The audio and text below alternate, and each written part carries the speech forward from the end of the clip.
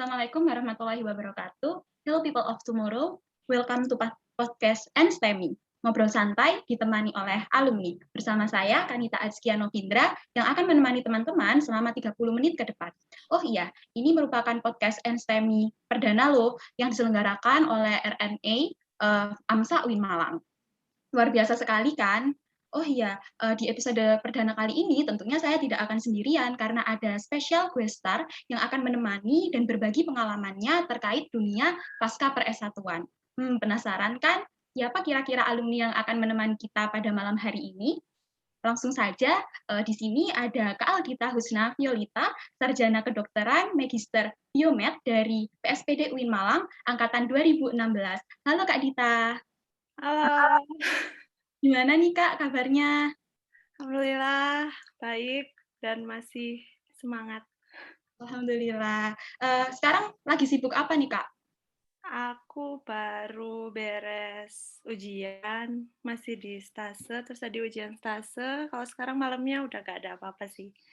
Menikmati weekend, OTW weekend. Alhamdulillah. Jadi di sini nanti kita akan ngobrol terkait dengan fast track ya Kak ya. Teman-teman pasti sudah sudah tahu karena di sini bintang tamunya Kak Aldita. Jadi pasti ngobrolinya terkait program fast track biomedis dari FKUB. Nah, ini merupakan hal yang sangat menarik ya Kak untuk dibahas karena banyak sekali di antara teman-teman, apalagi yang di semester tua seperti saya yang sedang bingung terkait studi lanjutan yang harus kami pilih setelah sarjana kedokteran. Mau kelas dulu atau S2 dulu gitu. Sebelum kita ngobrol jauh terkait program Fast Track S2 ini, sepertinya teman-teman harus lebih tahu nih Kak gambaran singkat dari program Fast Track ini. Sebenarnya apa sih Kak program Fast Track S2 Ilmu Biomedik itu? Ya, jadi program Fast Track Biomedik yang diadakan sama UIN ini baru pertama kali juga diadakannya pas angkatanku, itu tahun 2016. Jadi sistemnya ya sama seperti namanya, Fast Track. Jadi kita S2 di Fakultas Kedokteran di UB, jurusan yang diambilnya biomedik, dan itu kita Fast Track. Jadi kita yang seharusnya mungkin jumlah waktu studinya itu 2 sampai 4 tahun, itu kita 1 sampai 2 tahun kayak gitu, atau emang diringkas kalau bisa tuh 1 tahun kayak gitu. Yang mana dia emang kerjasamanya UIN sama Fakultas Kedokteran dari UB kayak gitu. Gitu. Kalau boleh tahu yang bisa daftar di jurusan atau S2 Fast Track Biomed ini itu dari jurusan apa aja Kak? Apa hanya kedokteran saja? Apa bisa dari farmasi, kemudian gizi dan lain-lain begitu? Untuk yang kerjasama itu memang Fakultas Kedokteran dan Ilmu Kesehatannya UIN, jadi semua prodi yang ada di bawahnya FKK berarti. Kalau sementara ini kan yang ada baru ada pendidikan dokter sama program studi farmasi ya, jadi masih 2 itu. Cuman kalau misalnya untuk program studi Magister Biomednya sendiri itu sebenarnya bisa dari mana aja sih. Teman angkatanku tuh ya ada yang beragam, jadi kita temenan juga sama yang bukan fast track kan. Nah yang bukan fast track itu ya beragam, ada yang dari biologi, ada yang macam-macam S1-nya, jadi nggak selalu yang ambil biomedik itu anak kedokteran atau farmasi aja. Oh, begitu.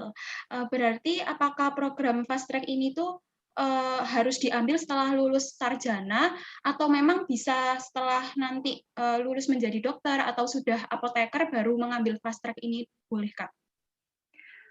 Sebenarnya itu juga yang kemarin jadi pertimbangan di angkatanku ya, karena kan kemarin kita tuh angkatan pertama ceritanya sih pengennya tuh lulus dokter bareng-bareng gitu kan. Jadi kayak kita masuk koas tuh ya udah ber 48 kayak gitu. Cuman kemarin dari kebijakannya memang kalau udah sesudahnya koas itu jatuhnya kan kita udah bukan mahasiswa UIN, maksudnya kita udah bukan mahasiswa FKIK lagi. Jadi kalau mau lanjut biomed pun atau S2 yang lain ya kita masuk lewat reguler, nggak bisa yang fast track. Jadinya kemarin syaratnya memang harus sebelumnya koas. Cuman ternyata kemarin juga setelah aku kan jadinya cuti dulu ya. Jadi sebelum aku ikutan koas, aku jadinya masuk S2 dulu, sedangkan teman-temanku ikutan koas. Nah, ternyata teman-teman yang koas pun boleh kalau mau daftar, tapi dia cuti dari koasnya. Jadi dia koas dulu, habis gitu dia di tengah-tengah koas, cuti koas untuk daftar ke biomedik. Karena pada intinya pokok kita nggak boleh terdaftar di 2 fakultas yang sama kayak gitu. Jadi harus salah satu ada yang kita off-kan sementara kayak gitu.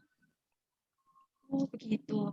Kemudian program Fast Track ini apakah hanya ada di jurusan biomedik saja atau bisa mengambil di jurusan lain, Kak? Misalnya kesehatan masyarakat atau manajemen rumah sakit gitu.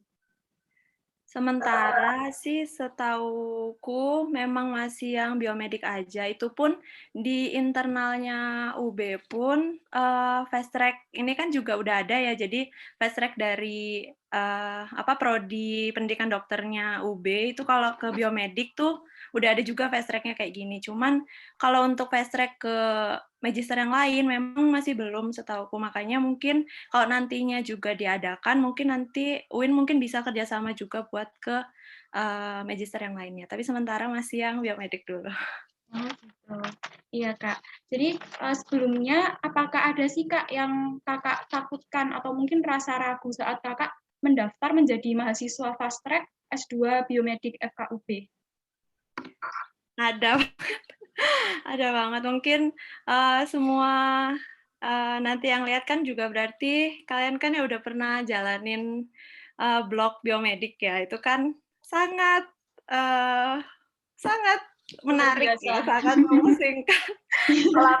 Kalau aku sih tim tim tidak suka hal yang kayak gitu sebenarnya. Jadi aku tim yang suka belajar pas dia kemarin sistem blok kayak gitu. Aku blok sistem itu aku masih masih lumayan lah kayak yang kayak rada logika gitu aku masih bisa. Tapi kalau misalnya kayak udah hafalan terus kayak molekuler kayak gitu tuh sebenarnya intinya tuh aku nggak suka kayaknya, nggak suka untuk mendetail hafalan tentang itu. Cuman, jadi ya itu salah satunya yang aku sebenarnya tuh kalau bisa pun nanti mau S2 sebenarnya yang paling dihindari sih sebenarnya ya biomedik ini. Cuman kemarin ya gitu, karena ada kesempatannya ini, terus ya dicoba kayak gitu. Cuman ya gitu, ketakutannya lebih ke takut nggak bisa, takut maksudnya itu adalah hal yang kita nggak suka kan biasanya kita hindari ya. Jadi Iya. ya ini menjemput tantangan, nggak apa-apa.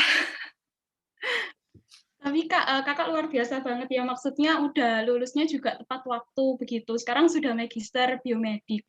Nah, kemudian sebenarnya apa sih Kak ya motivasi Kakak? Kan tadi katanya sebenarnya kayak agak kurang tertarik ya Kak, takut juga untuk ngambil biomedik. Nah, sebenarnya apa sih motivasi dan juga pertimbangan dari Kak Dita mendaftar di program Fast Track ini?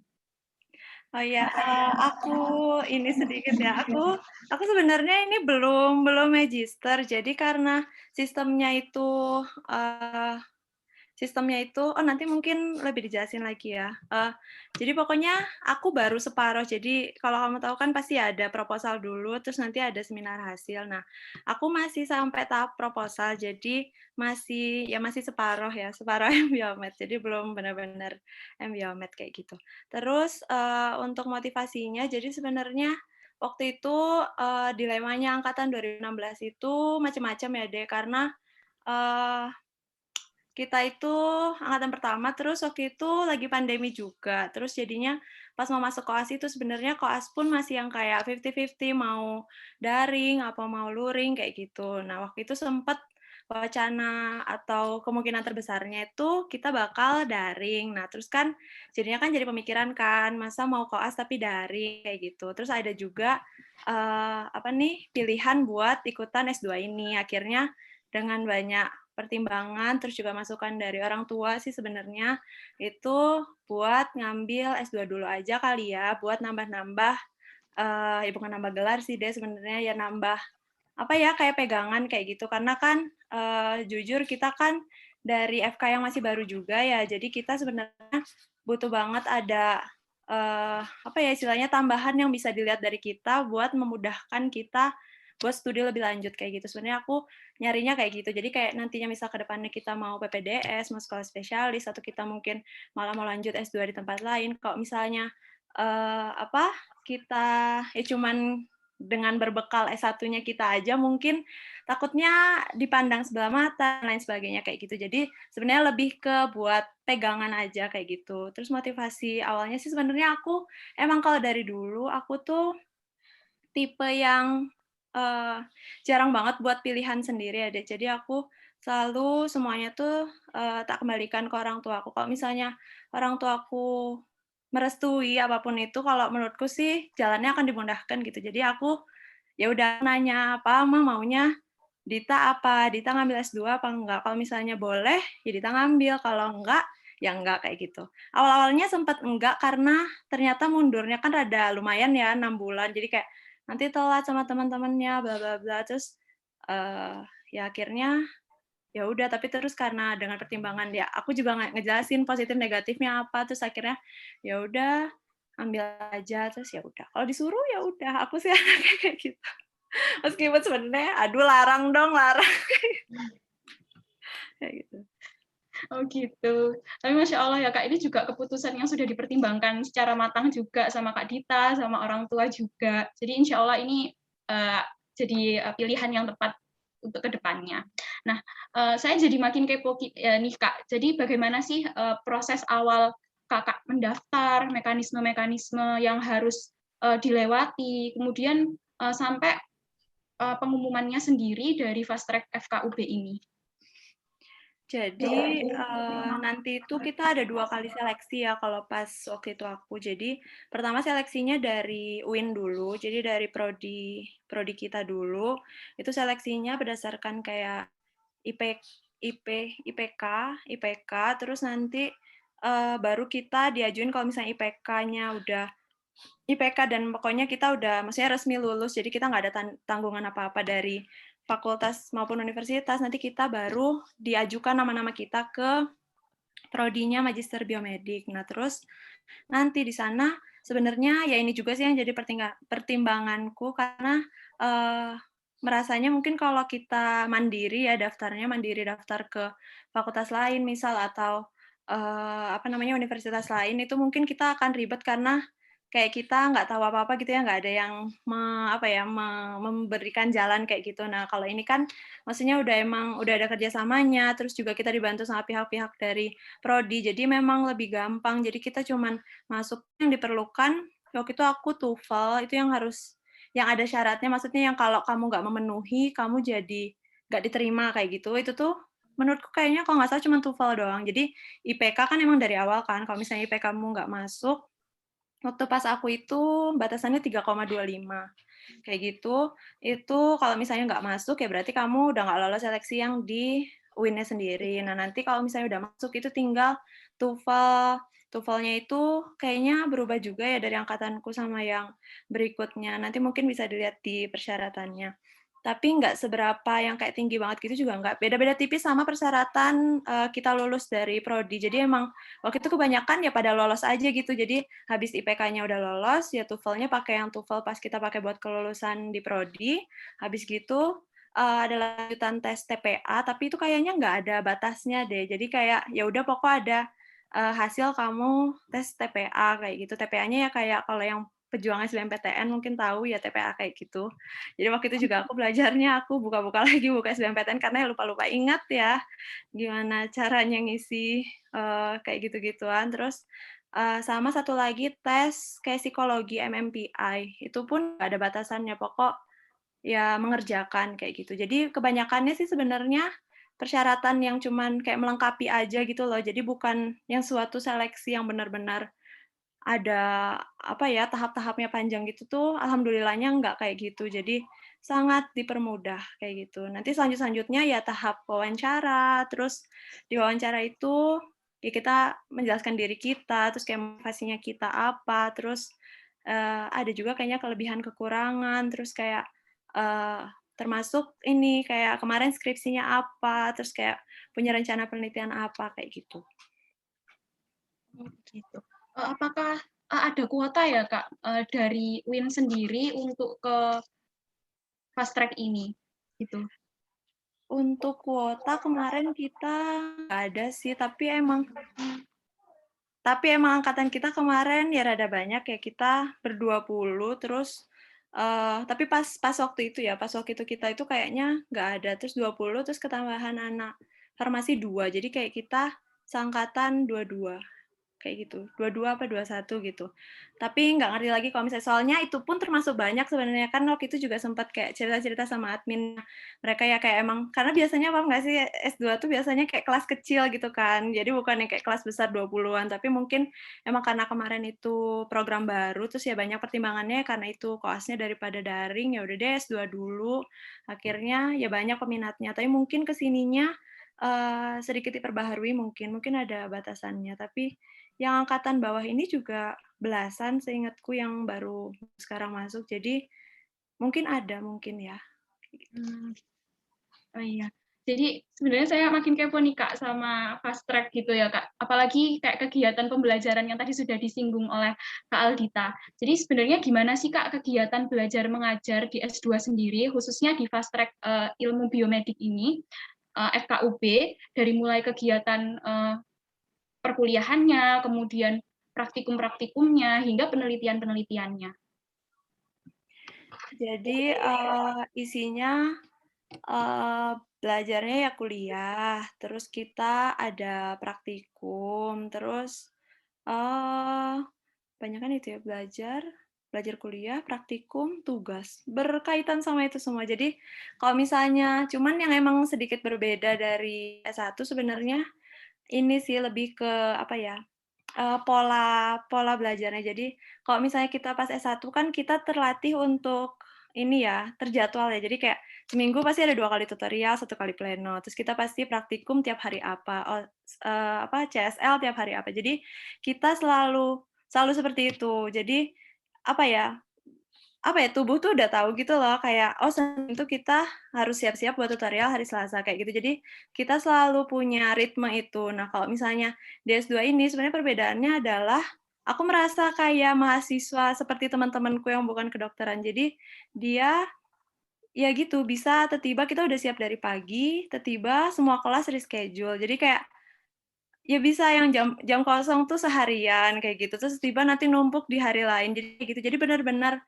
kayak kuliah SKS yang normal, paham nggak sih? Kayak bukan sistem blok yang biasa kita jalanin, jadi bedanya itu. Cuman kalau komponennya, ya kuliah, kuliah mayoritas itu kuliah, terus praktikum itu untuk, eee, beberapa mata kuliah itu ada praktikumnya. Jadi emang yang terutama karena biomedik ini kita belajarnya tentang, ya kayak molekuler-molekuler, kita ada juga tentang kayak instrumen untuk, penelitian kayak gitu. Jadi kayak kita belajar ya mungkin kalau nanti kamu penelitiannya eksperimental, kamu tahu kayak misal kita belajar cara kerjanya spektrofotometer, kita belajar cara kerja ELISA, kita belajar macam-macam kayak gitu tentang alat-alat. Nah, itu yang dipraktikumkan. Tapi kalau misalnya yang pelajaran-pelajaran, kuliah teori, ya kita belajar biasa sih kuliah kuliah dari dosen kayak gitu. Terus untuk, penelitiannya itu yang kita, yang kita harus tahu dari awal karena ya itu tadi fast track itu kita waktunya nggak banyak, jadi kita nggak punya kayak S1 kan kita punya 4 tahun, kita masih bisa, leka-leko dulu, kita bisa bersantai-santai, nanti baru pusing pas semester-semester akhir. Nah, itu nggak bisa, benar-benar dari awal at least sudah punya pikiran mau apa, terus jadi kita tahu mau ke jalur mana kita, nyari penelitiannya itu, kayak gitu. Oh iya, gitu ya Kak. Kalau misalnya saya tanya terkait perbedaannya dengan S1 kan tadi berarti hampir sama, tapi memang ini lebih yang ke seperti jurusan lain ya, nggak blok-blok seperti kedokteran. Nah itu kira-kira untuk proporsi kuliah, praktikum gitu itu apakah sama seperti S1 atau memang lebih banyak praktikumnya kalau misalnya di S2 ini? Kalau aku ngerasanya sama sih, maksudnya kalau kita kayak dalam satu blok kan 1 bulan itu, kita kan praktikum yang 4 kali ya. Ini ya sama, kita praktikum saat ada mata kuliah itu aja, mirip kok, mirip-mirip. Jadi emang lebih mayoritas kuliah daripada praktikumnya.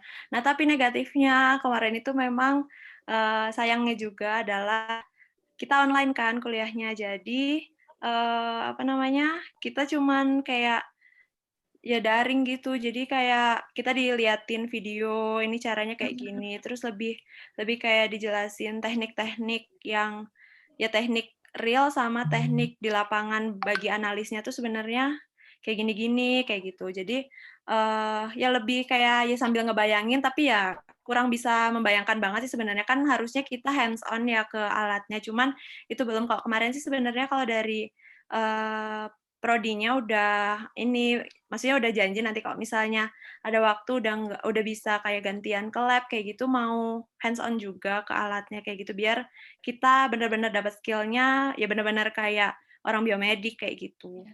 At least pernah megang lah gitu, ini kan sebenarnya ya jadi bingung, udah tahu tapi bingung gitu. Belum pernah megang juga gitu Iya. ya, Kak, ya. Nah, terus ini, banyak yang tanya juga, Kak, sebenarnya nanti di penelitiannya itu apakah harus, ada korelasi ya dengan, penelitian yang diajukan saat S1 gitu? Waktu skripsi S1 maksudnya.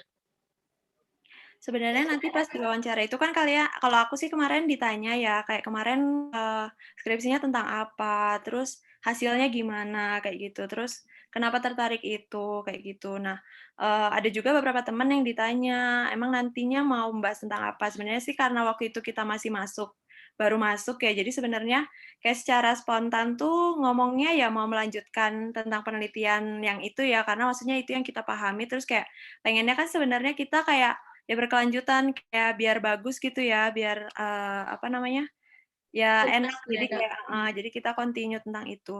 Cuman, sebenarnya itu juga dibutuhin apalagi kalau misalnya kalian ke depannya mau benar-benar jadi peneliti atau concern di situ. Jadi apalagi misal kayak jadi dosen, kayak gitu-gitu tuh, kalian tuh nanti juga dilihat kayak jejak publikasinya, kayak gitu kan. Nah, kalau misalnya kalian, apa ya, celap-celapan milih milih tentang ini, terus nanti pindah lagi ke ini, nanti tuh kalian jadi nggak punya satu satu bidang yang kalian minatin banget. Jadi at least kalau misalnya pertamanya udah tentang nguji-nguji ekstrak, misal kayak gitu, ya berarti kalian ranahnya mungkin kayak farmakologi, terus misal tentang imun-imunan, ya berarti kalian tentang imun. Jadi kayak kalau bisa sih memang diselaraskan. Kalau misalnya kemarin S1-nya bukan tentang kayak gitu kan sebenarnya S1 kan bisa juga yang kayak kita observasional ya, kayak pakai kuesioner dan lain-lain. Mungkin, nggak usah khawatir juga ya, nggak apa-apa dimulai dari S2, nanti kalian milih kalian suka bidang apa, itu juga nggak apa-apa sih sebenarnya. Kalau kemarin sih mungkin nggak terlalu ini ya, nggak terlalu maksudnya kalau misalnya kalian beda dari S1-nya berarti nggak diterima kayak gitu, nggak juga. Cuman kalau lebih tertata itu nantinya kalian lebih gampang gitu. Kalau misalnya nantinya jadi punya ide lagi tuh ya tentang itu lagi. Jadi kalian akan lebih mendalaminya tentang itu, kayak gitu.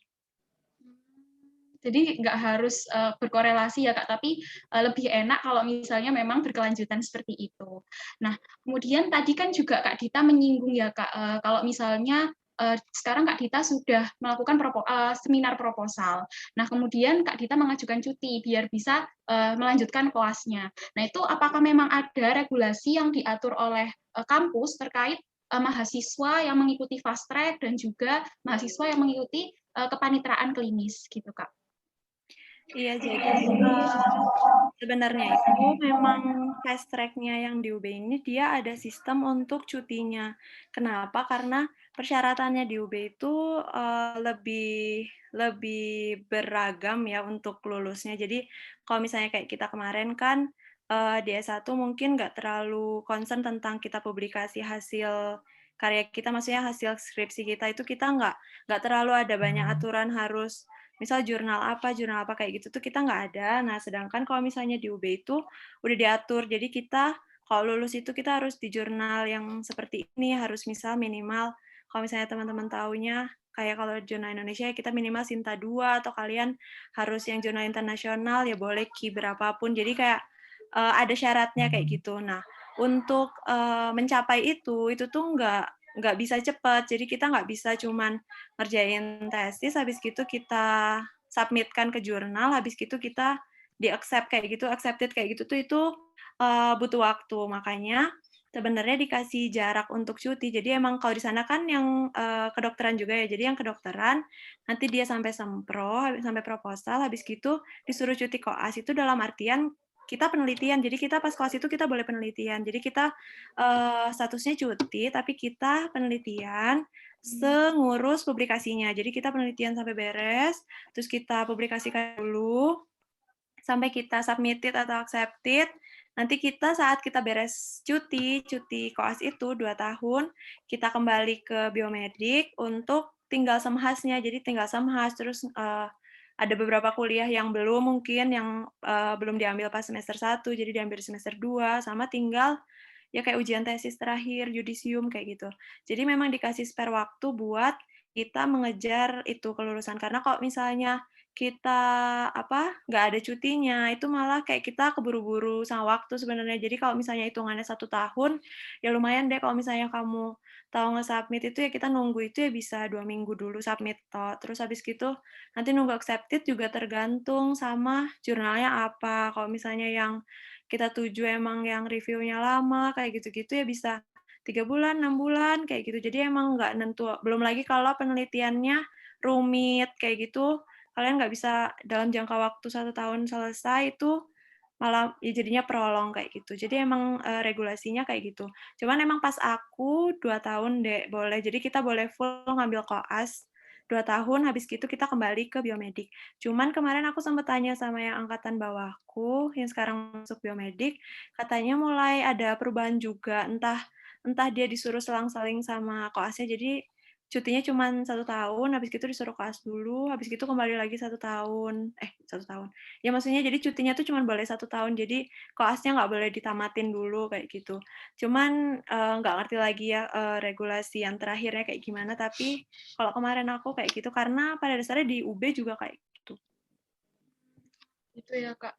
Jadi, selain disibukkan koas, sekarang Kak Aldita juga disibukkan sama, mengurus tentang penelitian Kak Dita di S2 ini ya.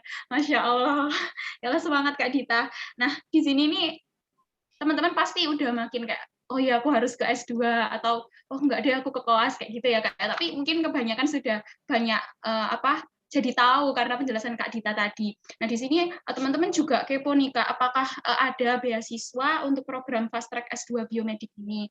Juga terkait dana-dana penelitian, kan tadi juga, Kak Dita bilang ya, Kak, ya, kalau penelitiannya kan bisa aja rumit dan juga biasanya memang kalau sudah tahap S2 ini kan beda ya Kak sama S1 gitu, terkait dana-dananya gimana ya Kak? Apakah ada, bantuan gitu?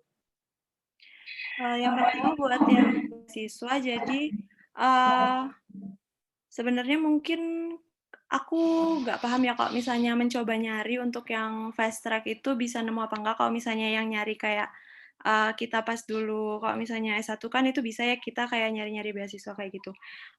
Kemarin itu soalnya kalaupun di-share sama, prodinya dari biomedik itu kebanyakan memang diperuntukkan untuk yang reguler karena mungkin, perkiraannya kalau misalnya anak-anak fast track mungkin, eee, aku nggak paham kenapa kok bolehnya cuman yang reguler, yang maksudnya yang biasa aja, nggak yang kayak fast track kayak gitu.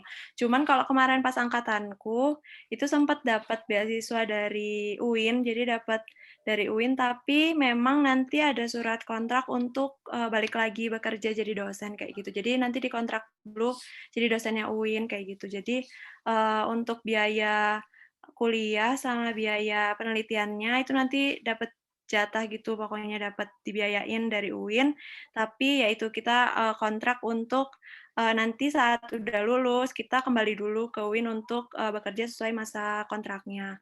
Dan itu juga kemarin, dimintanya memang, diluluskan dulu 1 tahun, jadi pengennya segera beres si magisternya, kemudian baru ikutan koas, kayak gitu. Jadi, kemarin ada teman-teman yang jadi angkatan kita tuh kebagi 3 gelombang secara nggak langsung. Jadi ada gelombang pertama ya yang langsung koas, gelombang kedua ya yang kayak aku yang, koasnya maksudnya baru masuk koas terus S2-nya separuh, sama ada yang nanti ikutan anak 17 ini dia sudah full S2-nya, kemudian dia baru masuk koas, kayak gitu. Cuman ya memang ya lebih lebih banyak lika-likunya ya, karena itu tadi penelitiannya harus segera dan lain sebagainya, kayak gitu.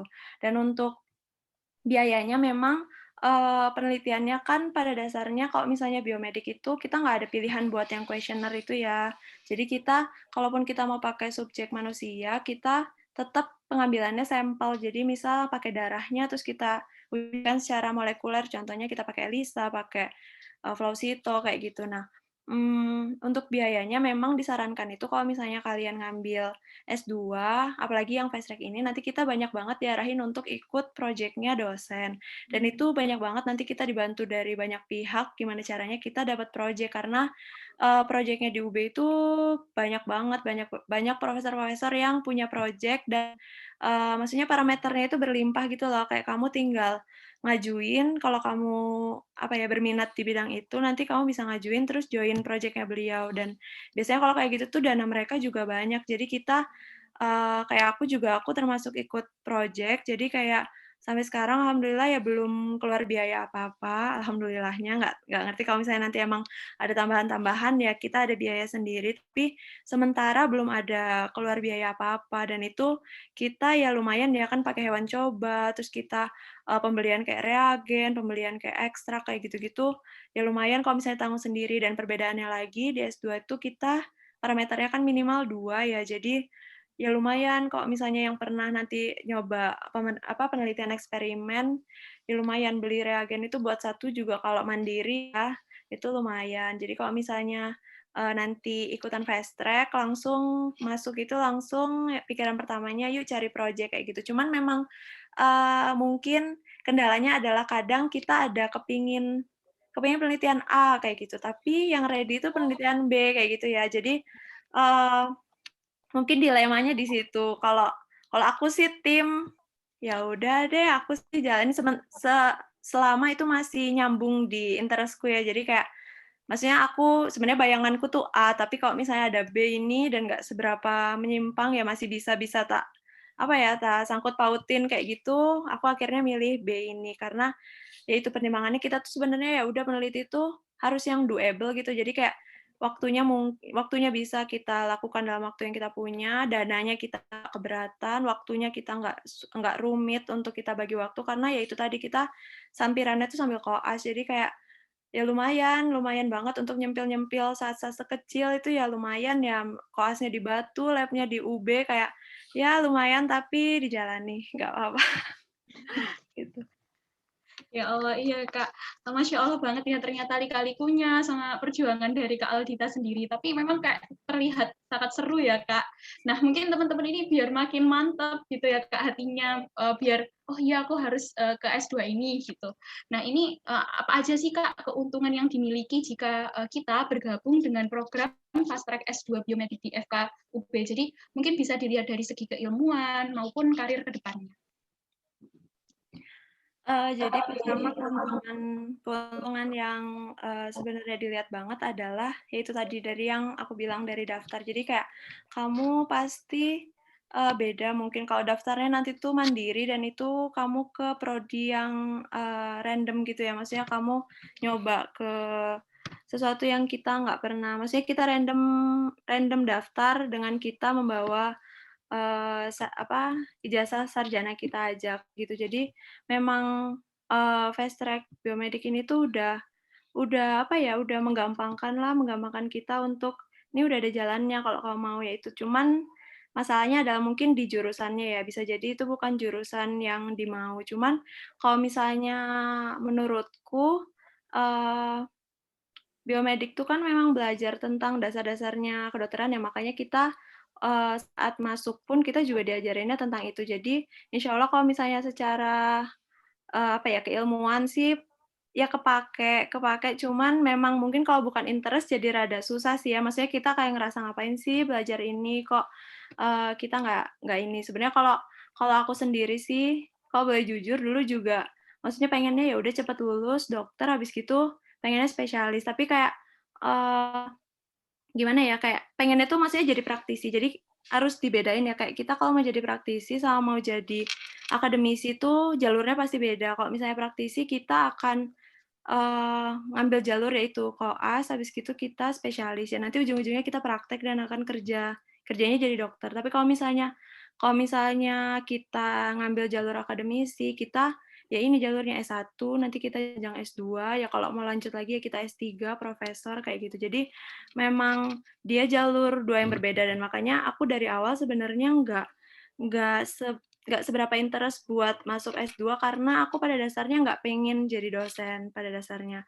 Kan kita ngambil kayak gitu kan karena kita jadinya sebenarnya punya, kebolehan buat kita daftar jadi dosen kan kalau misalnya kita punya S2. Cuman, Pada awalnya enggak, jadi pengennya tuh dulu ya udah spesialis dulu, nanti ya kalau misalnya harus ngajar, ya kita ngambil S2, kalau enggak ya zaman sekarang kan kayak kita sering juga lihat dosen kita ya spesialis tapi yang nggak ada S2-nya kayak gitu kan. Cuman memang, sependengaranku juga kemarin-kemarin sempat ada dokter yang sharing memang nanti tuh akan lebih dibuat ininya deh, alurnya. Jadi kayak memang nantinya ya spesialis akan fokus praktisi, kayak gitu. Dan nanti yang mengajari, yaitu harus punya gelar S2, entah itu biomed, entah itu manajemen rumah sakit, entah itu kesehatan masyarakat. Jadi memang, harus yang punya magister, karena itu mengajarkan teori-teori yang bisa diajarkan lagi ke mahasiswa, kayak gitu. Jadi, keuntungannya kalau ngambil S2 yaitu dan keuntungannya kenapa biomedik, itu ya berarti bertempatnya kamu akan mengajari ya anak-anak mahasiswa kedokteran, kayak gitu. Jadi bisa bisa banget kamu lulus sebenarnya ini kalau misalnya belum, apa ya, misalnya belum kepikiran atau masih mau kerja dulu sebelum spesialis, ya kamu daftar jadi dosen dengan berbekal kamu gelar dokter sama magister. Bahkan tanpa gelar dokter pun kamu magister kan boleh. Magister terus kamu ngajar, kayak gitu. Jadi keuntungannya ngambil tuh itu. Terus kalau misalnya untuk, prodi lain mungkin aku kurang paham ya apa aja aspek yang dipelajarinya, tapi memang biomedik tuh luas dan, bisa kamu jadi apa aja, maksudnya kayak kamu mau jadi peneliti, karena kamu udah dapat basic-basic-nya itu juga bisa. Jadi, macem-macem kalau kamu ngambil magister biomedik, kayak gitu. Gitu ya Kak. Jadi memang sangat luas sekali ya Kak manfaat-manfaatnya, yaitu memperluas keilmuan, juga memperluas kesempatan di jenjang karir sendiri. Nah, kemudian ini nih Kak, gimana sih Kak tips dan trik? Kan Kak kita ini kan termasuk cepat juga ya Kak, maksudnya sudah seminar proposal. Nah, apakah ada tips dan trik gitu biar bisa cepat mengajukan seminar proposal tadi?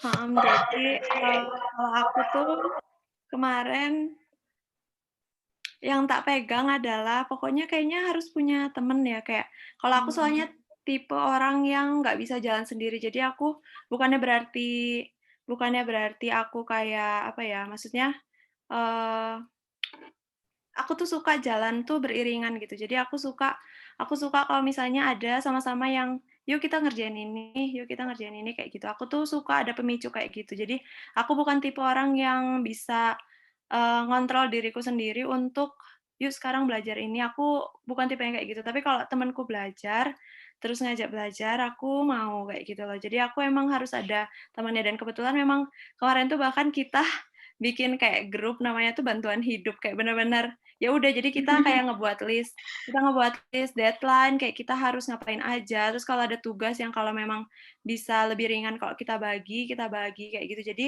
tips and triknya kayaknya kemarin aku pokok ngeluh tuh boleh karena pasti capek banget. Kalau aku sih merasanya kemarin tuh entah kenapa ya, aku sempet bilang sama temenku tuh kalau, "Kenapa ya kok ini kayak rasanya lebih berat dari 4 tahunku Esket." Aku sempet ngomong kayak gitu karena jujur mungkin ya itu pengaruh, materi itu aku nggak suka kayak gitu dan sesibuk itu. Jadi kayak bisa sometime bener-bener kayak kosong, terus tiba-tiba tugas tuh nderet gitu ya, kayak, ya ampun kayak aku bingung banget karena biasa di S1 tuh kita tertata, kayak kita mungkin sibuk Senin aja, kita sibuk H-1-nya pleno aja. Jadi kayak kita punya ritme itu, selalu punya ritme itu, nggak pernah yang kayak sehari tuh tiba begadang bener-bener, terus besok bisa yang kayak, "Ah, ini ngapain, kok nggak ada tugas?" Yang kayak gitu. Jadi bingung, ritmenya tuh bingung, Mas Yan. Lah, dengan adanya temen tuh jadinya kita kayak membuat ritme sendiri. Jadi kita nge-list, terus kita, apa namanya, "Yuk kita kerjain ini dulu," terus kalau misalnya nanti ketimpa ini, "Kayaknya ini di-stop dulu, kita ngerjain ini." Jadi kayak emang aku butuh diskusi yang kayak, "Enaknya gimana ya?" Kayak gitu. Nanti kita jalannya bareng-bareng, nah kayak gitu. Dan alhamdulillahnya memang kemarin ya tim project penelitian itu yang jadi tim bantuan hidup itu ya memang kita alhamdulillah beres semua proposalnya dan nggak yang telat-telat banget ya, kayak termasuk yang awal-awal, terus kita juga, apa, maksudnya penelitiannya ya lumayan berjalan dengan lancar, kayak gitu. Jadi emang butuh temen sih kalau kata aku, karena kayak kita sharing, karena nggak mungkin kalau kita pendam sendiri, apalagi waktu itu kan posisinya sekolahnya online ya, jadi kayak lumayan pusing, kayak bener-bener aku bisa di kamar sampai malam, sampai orang tua aku nyari, kayak, "Kenapa kok belum turun?" Kayak gitu, karena memang masih laptopan kayak ya udah jadi yang harus dijaga adalah biar kita tetap waras itu ya udah kita punya temen untuk untuk ngeluh-ngeluh, untuk sambat, terus nanti ya udah dikerjain kayak gitu. Yang penting dikerjain sih, kayak jangan sampai, jadi malas gak dikerjain kayak gitu. Iya, Sama setuju banget sih, Kak. iya, kayak sama ini, kayak aku juga, tipsnya mungkin aku nggak paham ya kalau misalnya ada anak yang sangat perfeksionis mungkin agak berat, tapi kalau aku tuh tipe yang, aku akan ngerjain sebaik sebaik mungkin, tapi itu ya udah sesuai syaratnya. Jadi kayak misal misal disuruhnya ya udah bikin tentang jurnal tentang ini, enggak, maksudnya bikin tulisan ini minimal 10 jurnal misal. Lah aku tuh tim yang, ya udah pas 10 mungkin jangan ditiru ya, mungkin nggak apa-apa lebih rajin dari itu, tapi kayak kalau aku tuh tim yang ya udah kayak disuruhnya 10 aku akan 10 karena ya udah itu yang bisa membuat kamu akan tetap waras, kayak udah ngelakuinnya tuh ya jangan ngasal, bener, tapi nggak usah membebani diri. Jadi kayak kalau misalnya kamu udah nganggep ini tuh beban, nanti malah nggak jalan semua. Jadi kayak, ya udah semuanya dijalanin, bener, tapi nggak usah, mau ya itu, mau mencapai ekspektasinya orang. Ya udah kalau misalnya bagimu udah cukup, beda lagi kalau perfeksionis mungkin kan cukupnya kurang ya, jadi dia malah ekstra banget. Tapi kalau misalnya bagimu itu udah cukup, nggak usah ngerasa, "Oh temenku pakai 12, oh aku kok cuman 10." Nggak usah, udah sama aja pasti, sama aja. Percayakan daripada nanti kamu terbebani dan malah tugas yang lain tuh nggak bisa, kayak gitu. Setuju banget sih, Kak, memang, support system itu benar-benar membantu banget. Bahkan mungkin yang teman-teman S1 ini juga ngerasa. Nah, terus tadi juga prioritas juga sangat penting ya, Kak, maksudnya tahu prioritasnya, kalau misalnya di sini sudah dirasa cukup, lebih baik kita mengerjakan hal lain yang memang perlu untuk dikerjakan, begitu. Nah, nggak kerasa nih, Kak, kayaknya sudah lebih dari 30 menit ya kita ngobrol ini. Jadi ini mungkin, saya minta, Kak Dita untuk memberikan pesan untuk teman-teman, mahasiswa dan mahasiswi FKIK UIN Malang yang ingin melanjutkan studi fast track S2 Biomedik FKUB biar makin mantep nih Kak, mau melangkah di jalur ini gitu.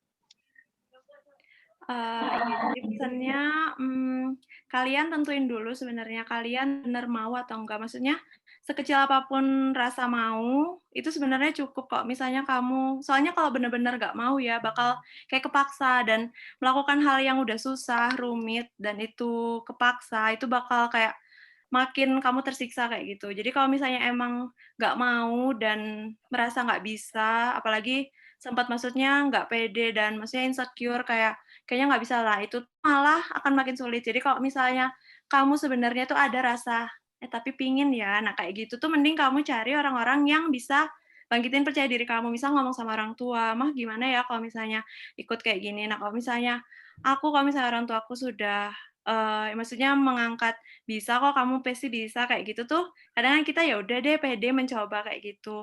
Jadi kayak pertama ya itu, kamu harus ada rasa mau aja mau, kalau nggak suka, aku kan nggak suka ya, tapi kayak aku ada mau karena ya itu aku pengen punya pegangan sebenarnya, aku pengen punya pegangan buat aku nanti kalau mau sekolah ke spesialis. Aku nggak ngerti ini butuh apa enggak, tapi maksudku ini ada kesempatannya dan kesempatannya nggak sulit untuk tak jalani karena maksudnya dari persyaratan-persyaratan aku bisa masuk, kenapa enggak, kayak gitu.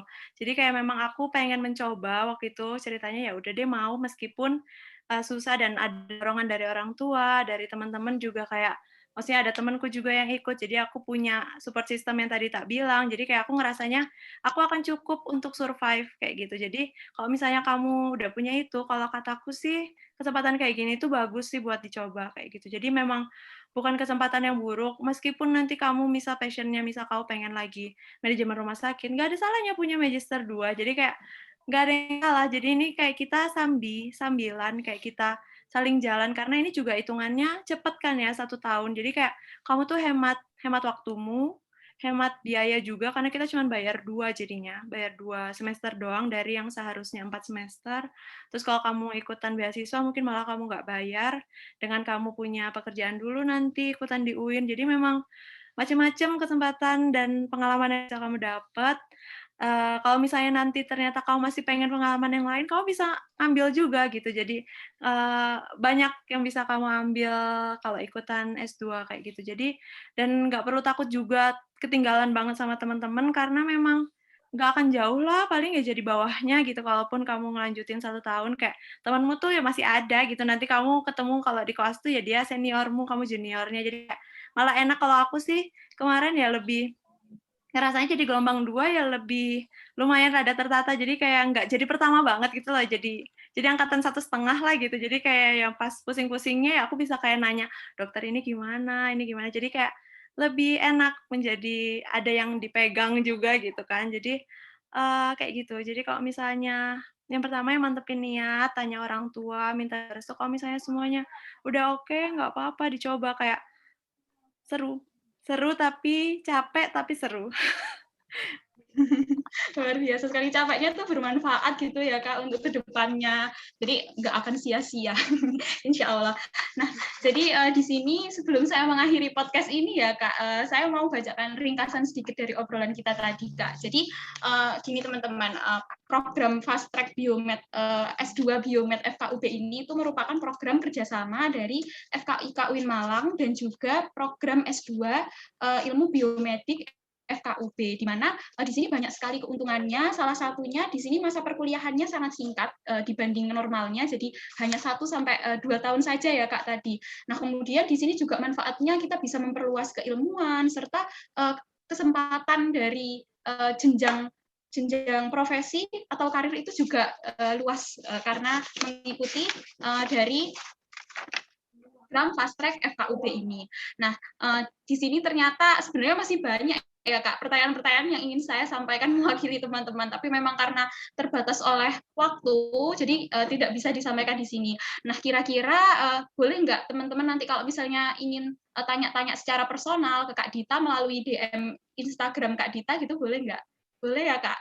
Nah, Boleh, boleh untuk banget. Instagramnya sendiri, iya. Bisa di namaku ya, Aldita Husna, ada V-nya belakangnya, Aldita Husnavi, kayak gitu. Langsung DM aja, mungkin awal-awalnya yang ngenalin diri biar aku nggak nganggep kalau stranger banget. Aku suka banget kalau mau ada Ya. yang nanya, nanti tak jelasin. Nah, itu teman-teman. Jadi teman-teman bisa nih tanya-tanya lebih lanjut terkait fast track ini kalau misalnya sekarang masih kepo-kepo gitu ya. Nah, baiklah Kak, alhamdulillah sangat senang sekali bisa kedatangan dan ngobrol bareng dengan Kak Dita pada malam hari ini. Banyak sekali informasi, wawasan, pesan yang kita dapatkan pada malam hari ini. Semoga ini bisa menjawab kebingungan teman-teman semua ya terkait studi lanjut setelah sarjana gitu. Nah, sekali lagi saya ucapkan terima kasih banyak kepada Kak Aldita karena sudah berkenan berbagi banyak hal di podcast ini. Saya akhiri podcast Enstemi episode kali ini dengan tagline Enstemi, ngobrol santai ditemani alumni. Dadah. Terima kasih Kak Dita. Makasih.